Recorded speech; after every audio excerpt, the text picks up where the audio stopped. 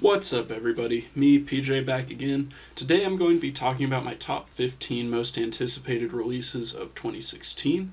Now, 2015 is not over. There's still some albums I'm really looking forward to coming out. Two specifically that I'm probably going to try and do full reviews of. But in the meantime, I'd like to give a list of 15 releases that I'm anticipating pretty heavily next year. Now, not all of these releases are confirmed yet. Some are a little bit speculative, but there's nothing that's too speculative. All of these have evidence that they're being worked on, so I felt comfortable putting them on a list like this. Now, at number 15, we have Megadeth with Dystopia. This is coming out in January, and I'm looking forward to this. Even though their last album, Super Collider, was pretty lackluster, they have released some of their best work, in my opinion, after the year 2000 with albums like Endgame and 13, and this definitely, from the songs they've released, sounds like a bit of a return to form of their more thrashy style that they're known for and that I enjoy. Number 14 is Mechana with their album Progenitor.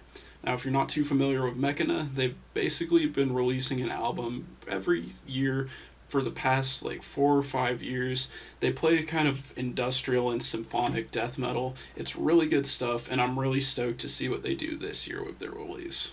Number 13 is Magruder Grind with 2. Now, this is the first release from these guys in about 5 or 6 years. The last thing we heard from them was the Crusher EP back in 2010, and the last full length we got was 2009's Magruder Grind 1. And I'm really stoked to hear what these guys do. They bring just raw, heavy hitting power violence and grindcore, and I'm really, really stoked to hear what they come out with on this new full length. Number 12 is Elvedi with Evocation 2.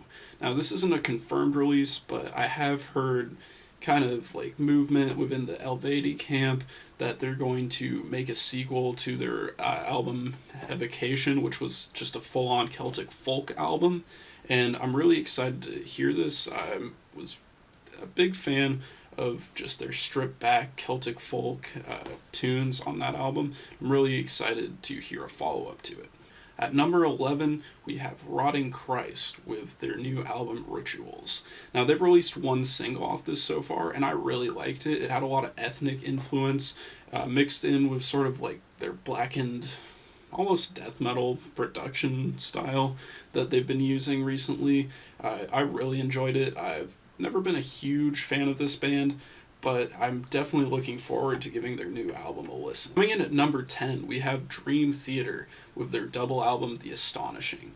Now, they've released one song, to my knowledge so far, The Gift of Music, which did not really grab me too heavily, but considering this is a double album and we've only gotten one track out of the nearly, like, I think 30 tracks that are supposed to be on this thing, I don't really know if that's representative of what we're going to hear, and being a big Dream Theater fan, I'm very much looking forward to hearing what they have with this album. Coming in at number 9 is the as of yet untitled album from The Faceless. Now, these guys released a single called The Spiraling Void earlier this year.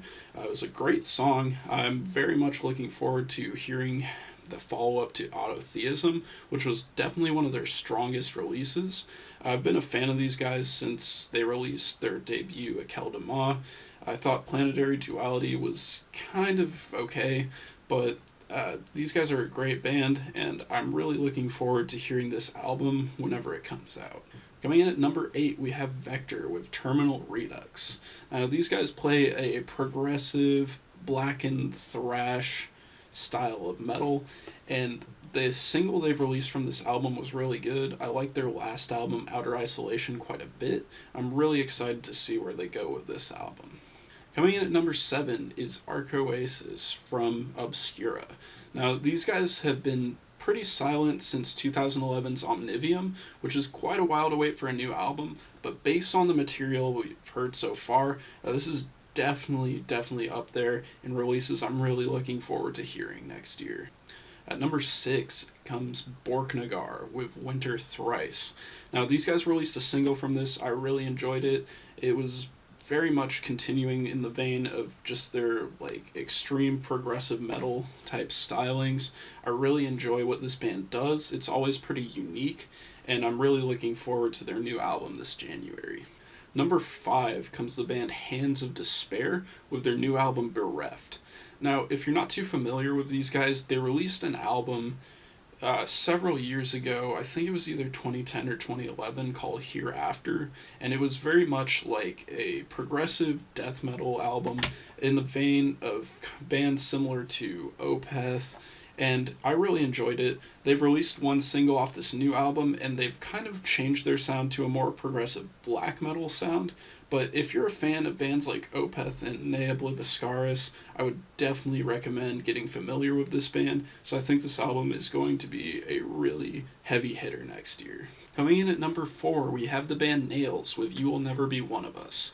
Now, if you're not too familiar with these guys, they play an absolutely punishing and just visceral style of grindcore, power violence, hardcore, and death metal all kind of mixed together to just create this violent, beastly music that I absolutely fell in love with when I listened to their last 2 albums, Unsilent Death and Abandon All Life. And I'm really looking forward to the follow-up. Even though it'll probably be a fairly short album, it's probably going to be amazing. At number 3 is a band I've followed pretty much since I've been into metal, and this is definitely my most anticipated power metal album of next year, and this comes from Rhapsody of Fire with Into the Legend.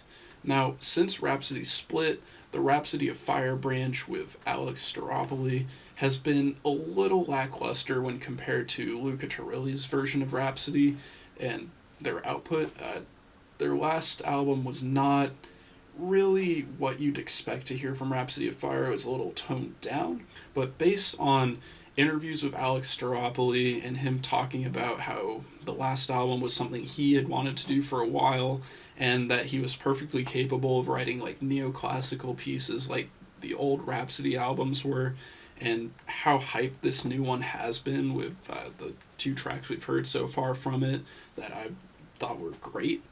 I'm really looking forward to this album. I hope it's a return to form for these guys. I'm really anticipating its release this January. Right, number 2, we're really getting up there.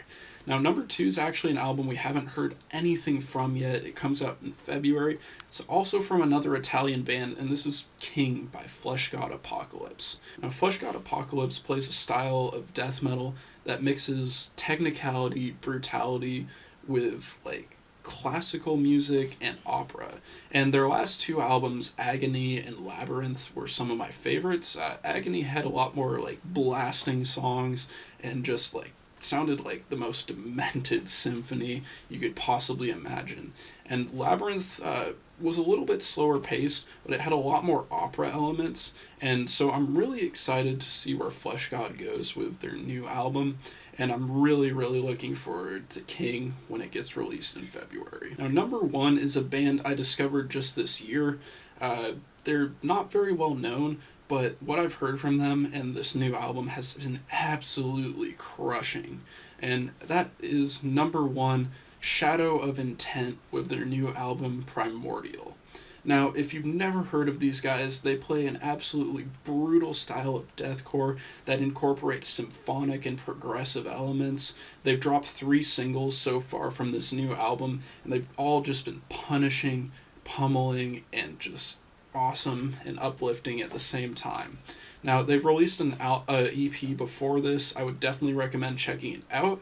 They also base a lot of their lyrics in the Halo universe. Personally, I'm not a big gamer. I've played the first Halo a long time ago, but if you are into that kind of thing, I would definitely check them out. You might be able to relate to the lyrics better than I can, but needless to say, based on the output from this band that I've heard, Primordial by Shadow of Intent easily took the top spot on this list as my most anticipated album of next year. Alright guys, that's it for my list. Now, just before you guys comment like, oh, you forgot this, oh, you forgot that, I whittled this down to 15 albums from a list of about 50 that I'm excited to listen to, so just keep that in mind when you comment. What are some of your most anticipated releases? Is there anything that you checked out from my list, single-wise, that you thought was cool. Leave a comment about that too. Other than that, till next time, I'll see you guys later, and keep it metal.